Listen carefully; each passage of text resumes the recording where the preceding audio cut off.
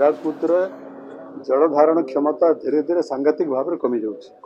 ହୀରାକୁଦ ବନ୍ଧ ଯେତେବେଳେ ତିଆରି ହେଲା ସେତେବେଳେ ଯେତିକି ଜଳଧାରଣ କ୍ଷମତା ଥିଲା ଏ 70 ବର୍ଷ ଭିତରେ ବର୍ତ୍ତମାନ ତାର ଜଳଧାରଣ କ୍ଷମତା ବିଭିନ୍ନ କାରଣରୁ କମି ଯାଉଛି ଏବଂ ସରକାର ସେ କଥାକୁ ସ୍ୱୀକାର କରିଛନ୍ତି ଯେ ଯେଉଁ ପଟୁମାଟି ବିଭିନ୍ନ ଅଞ୍ଚଳରୁ ଆସିକି ଜମା ହେଉଛି ବିଭିନ୍ନ କାରଣ ମଧ୍ୟରୁ ସେ ଅନ୍ୟତମ କାରଣ ଅଟେ ଏବଂ ଏ ସଂକ୍ରାନ୍ତରେ ସରକାର ଯଦି ଅତି ଗୁରୁତ୍ୱର ଭାବରେ ଚିନ୍ତା ନ କରିବେ आगामी दिन में हୀराकुद बंधर अवस्था अत्यंत संकटापन्न हो एवं विपद संकुल हम आप जानती हीराकुद बंध जो कारण पे तैयारी होता गोटे मल्टीपर्पज डैम सेटा एवं आज जदि हीराकुद बंधर किसी भी क्षति हुए ताहले ओडिशार एक व्यापक अंचल सांघातिक परिस्थिति सृष्टि होवार संभावना रही।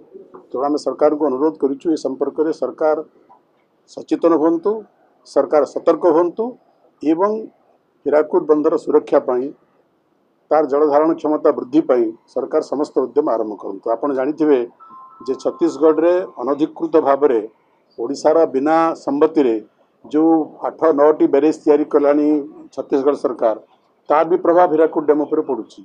तो उभय दृष्टि बर्तमान हीराकुद डैम अति क्षतिग्रस्त होउछि विपद संकुल अवस्था को आसिलानी। सरकार को आम निवेदन करिछु सरकार ताकू अत्यंत गुरुत्व सहित विचार करंतु एवं तुरंत पदक्षेप ग्रहण करंतु।